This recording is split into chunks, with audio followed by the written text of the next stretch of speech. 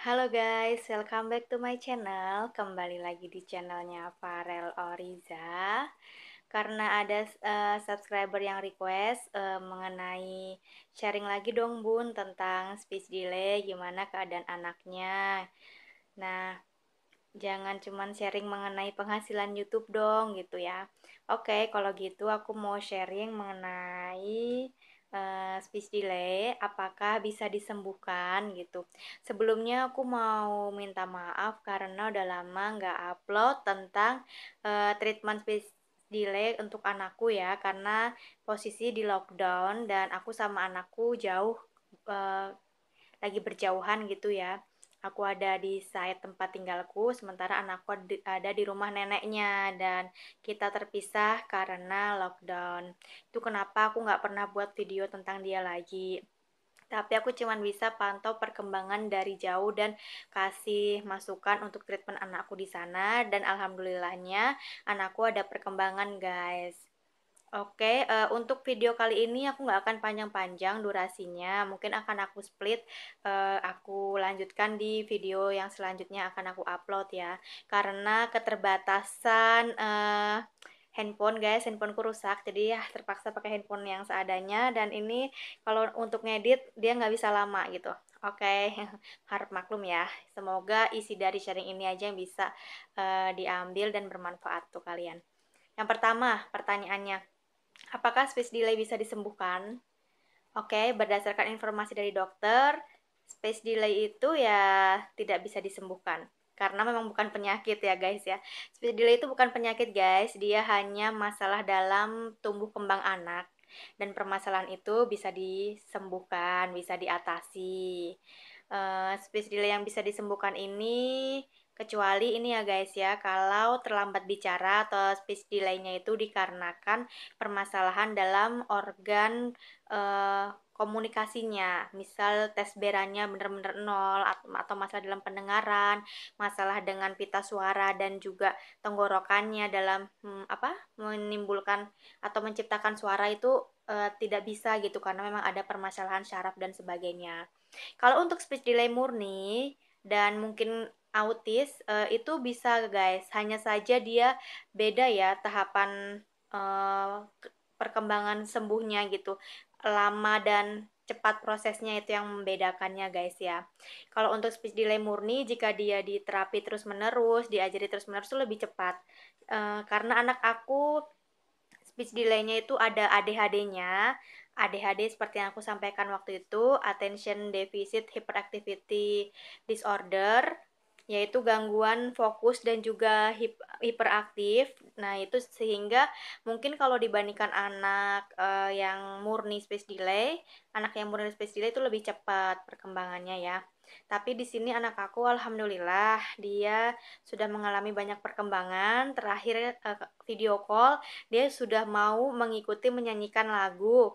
Jadi sama kakeknya itu dihidupkan lilin gitu ya guys ya, dan dia disuruh nyanyi lagu selamat ulang tahun sampai selesai, kemudian baru niup lilinnya.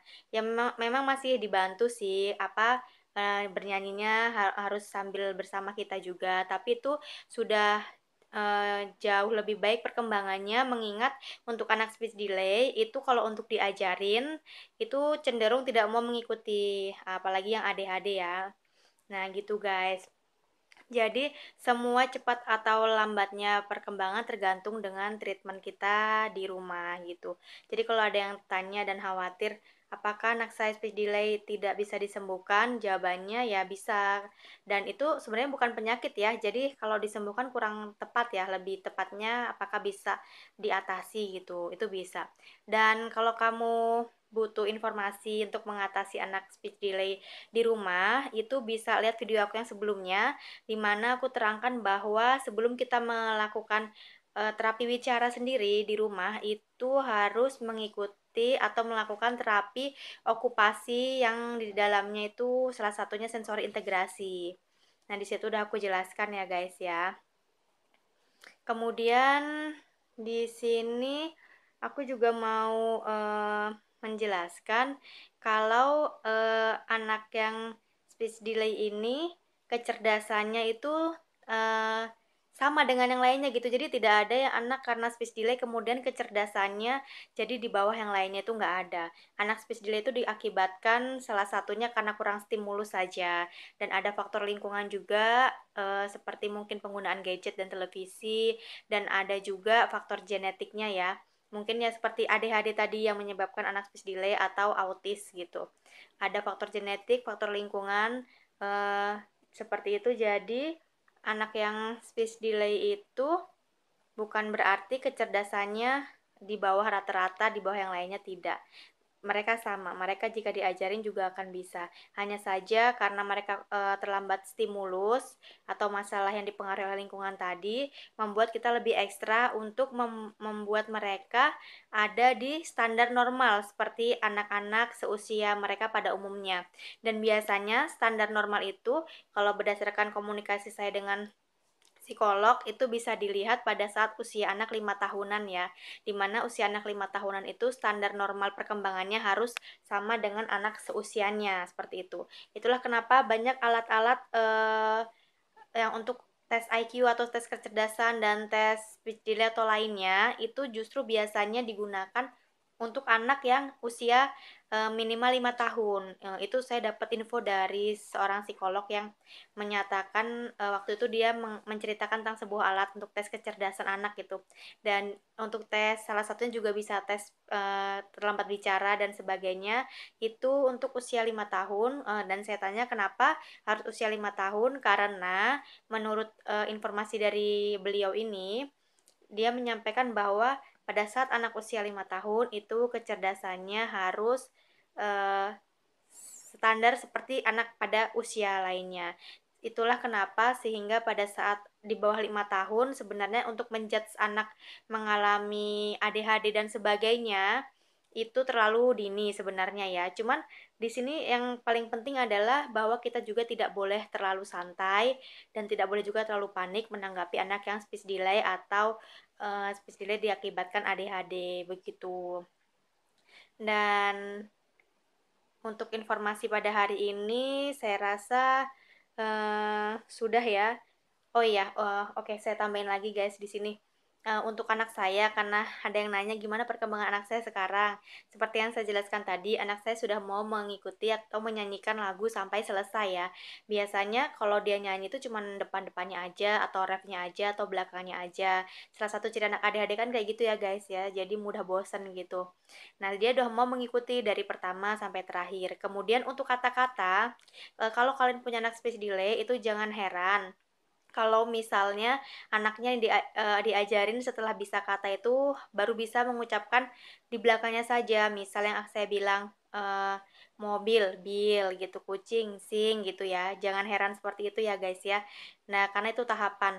Anak saya masih pada tahap dia sudah bisa beberapa kata, tetapi beberapa kata juga masih huruf belakangnya saja ya. Untuk kata-kata yang familiar seperti bunda, susu, dan yang lainnya dia sudah bisa guys. Tapi untuk kata-kata yang dia baru kenal, biasanya dia mengucapkan belakangnya dulu gitu. Dan itu tahapan normal, semua anak kebanyakan mengalami tahapan itu. Jadi terus saja dilatih, karena semua tergantung dari latihan dan stimulus yang diberikan. Oke, terima kasih untuk sharing hari ini, durasi ya guys ya. Oke, terima kasih. Jangan lupa like, share, komen, dan subscribe ya. Boleh komen untuk request atau menanyakan sesuatu, silakan saja. Kemudian kalau kalian butuh informasi lain untuk speech delay, bisa lihat di playlist aku ya, yang judulnya seputar speech delay dan tumbuh kembang anak ya. Di situ ada, kalian bisa lihat di situ. Dan kalau kalian juga butuh hiburan, bisa juga lihat playlist anak aku yang pertama, dia suka buat film-film pendek gitu ya. Di situ ada video atau film pendek anak ya, playlistnya judulnya. Oke, terima kasih. See you next time.